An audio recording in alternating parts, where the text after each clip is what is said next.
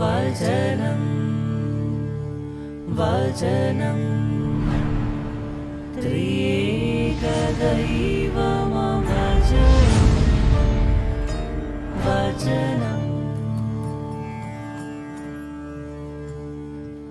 രണ്ടുപേർ പ്രാർത്ഥിക്കുവാനായിട്ട് പോകുന്നു. രണ്ടുപേരും പ്രാർത്ഥിക്കുന്നത് ഒരേ ഇടത്തിൽ വെച്ച് തന്നെയാണ്. കാണുന്ന ദൈവസാന്നിധ്യവും ഒന്നു തന്നെയാണ്. പക്ഷേ രണ്ടുപേരുടെയും പ്രാർത്ഥനകൾ വ്യത്യസ്തങ്ങളാണ്. പ്രാർത്ഥിക്കാൻ പോകുന്നത് ഫരിസേയനും ചുങ്കക്കാരനുമാണ്.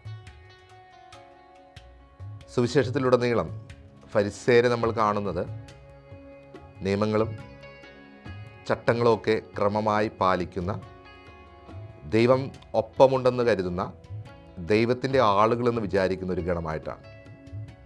പക്ഷെ ഫരിസേയൻ പ്രാർത്ഥിക്കുന്നത് ഓർക്കുക,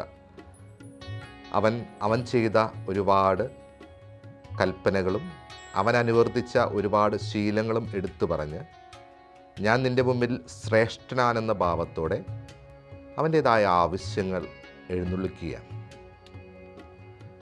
രണ്ടാമത് ചുങ്കക്കാരനാണ്. യഹൂദജനം അങ്ങേറ്റം വെറുപ്പോടെ കണ്ടിരുന്നൊരു കൂട്ടം ആൾക്കാർ. അന്യായമായ പൈസ മറ്റുള്ളവരിൽ നിന്ന് ഒരു സമൂഹമായിട്ടാണ് ചുങ്കക്കാരെ നമ്മൾ കാണുക. പക്ഷെ ചുങ്കക്കാരൻ തന്നെ തിരിച്ചറിയുന്നുണ്ട്. ഞാനൊരു പാപിയാണ്, കർത്താവെ എന്നിൽ കനിയണമേ. വചനം പറയുന്നു, ഇതിൽ ചുങ്കക്കാരൻ്റെ പ്രാർത്ഥനയാണ് ദൈവസന്നിധിയിൽ എത്തിച്ചേർന്നത്. അവൻ നീതീകരിക്കപ്പെട്ട വ്യക്തിയായിട്ട് മടങ്ങിപ്പോകുന്നു. പ്രാർത്ഥന സത്യത്തിൽ ഒരുപാട് ആവശ്യങ്ങളുടെ ആകെ തുകയാണോ? എങ്ങനെ പ്രാർത്ഥിക്കണം എന്ന് സുവിശേഷങ്ങളിലൂടെ ക്രിസ്തു പല ആവർത്തി നമ്മളോട് സംസാരിക്കുന്നുണ്ട്. ഇന്നത്തെ സുവിശേഷത്തിൻ്റെ പശ്ചാത്തലത്തിൽ ഒരുവൻ്റെ പ്രാർത്ഥന എപ്രകാരമായിരിക്കണമെന്ന് 3 ചിന്തകൾ നമുക്ക് പങ്കുവെക്കാം. ആദ്യത്തെ ധ്യാന വിചാരം, നമ്മുടെ ആവശ്യങ്ങളൊക്കെ നിവർത്തിച്ചു തരുന്ന ഒരാളായിട്ടാണോ ദൈവത്തെ നമ്മൾ കാണുന്നത്? ഒരുപാട് ആവശ്യങ്ങൾ, അപേക്ഷകൾ, യാചനകൾ നമ്മൾ പ്രാർത്ഥനാരൂപത്തിൽ ദൈവസന്നിധിയിലേക്ക് ഉയർത്തിവിടുന്നു. അതെല്ലാം സാധിച്ചു തരുന്ന ഒരാളായിട്ട് പലപ്പോഴും നമ്മൾ ഈശോയെയും ദൈവത്തെയൊക്കെ കാണാറുണ്ട്.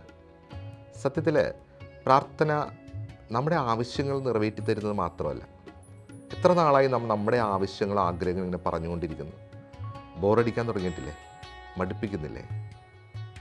ഇനിയെങ്കിലും കർത്താവെ, നിൻ്റെ ആഗ്രഹം എന്താണ് എന്ന് ചോദിക്കാനുള്ള മനസ്സുണ്ടായിട്ടുണ്ടോ?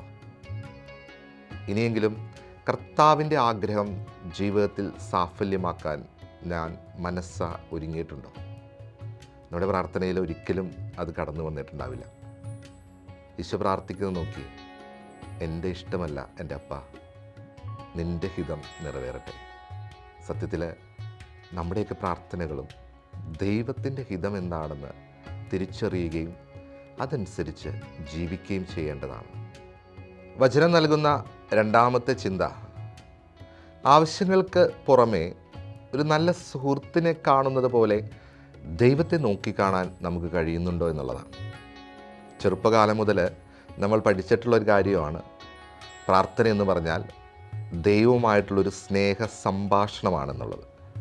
ഈ സ്നേഹ സംഭാഷണം സാധ്യമാകണമെങ്കിൽ ഈ 2 വ്യക്തികൾ തമ്മിൽ വ്യക്തമായ, വളരെ സ്നേഹത്തിൽ അലിഞ്ഞു ചേർന്ന ഒരു ആത്മസൗഹൃദം ഉണ്ടാകണമല്ലോ. ഞാനും ദൈവവുമായിട്ടൊരു സൗഹൃദത്തിൽ നിന്നാണ് ഇത് ആരംഭിക്കുക. ഞാൻ ഓരോ തവണ ദൈവത്തിൻ്റെ വഴികൾ വെടിഞ്ഞ് എൻ്റേതായ വഴികളിലൂടെ സഞ്ചരിക്കുമ്പോൾ ഈ സൗഹൃദത്തിനാണ് മങ്ങലേൽക്കുക. അപ്പോഴെന്ത് പറ്റുക? സ്വാഭാവികമായിട്ടും ഞാൻ ദൈവത്തിൽ നിന്ന് അകലുന്നു. അതുകൊണ്ടാണ് വചനം പറയുന്നത്, ചുങ്കക്കാരൻ അങ്ങ് ദൂരെ മാറി നിന്ന് അവൻ പറയുകയാണ്, ഞാൻ പാപിയാണ്.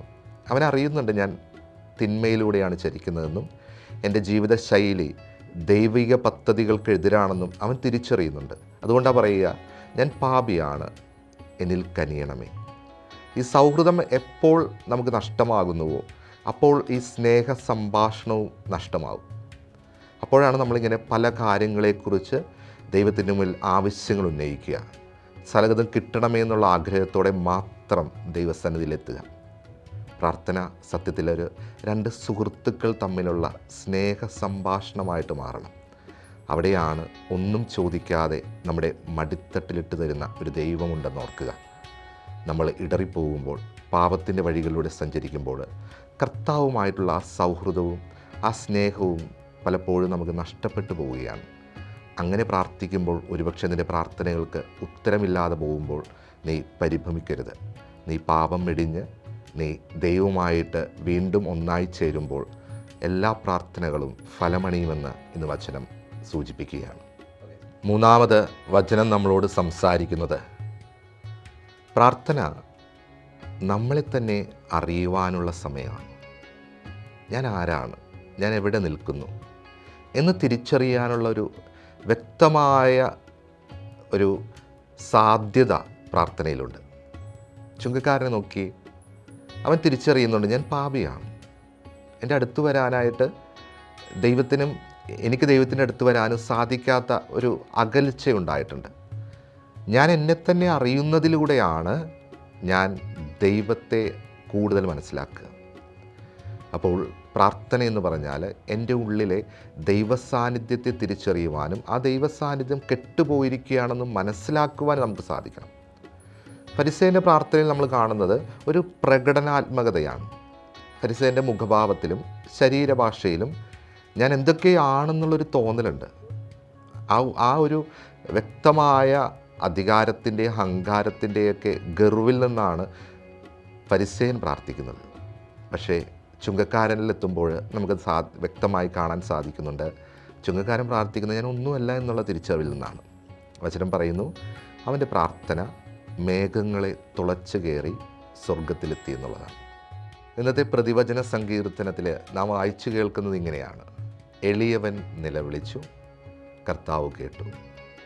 പ്രാർത്ഥനയിൽ ഒരുവനുണ്ടാവേണ്ട ഏറ്റവും വ്യക്തമായ ശരീരഭാഷ എളിമയാണ്. മനസ്സുകൊണ്ട് എളിമയോടെ ദൈവസന്നിധിയിലായിരിക്കുവാനായിട്ട് സാധിക്കുക. വചനം വീണ്ടും ഓർമ്മിപ്പിക്കുന്നു, കർത്താവ് പക്ഷപാതമില്ലാത്ത ന്യായാധിപനാണ്. അവൻ ആരോടും പക്ഷപാതമില്ല.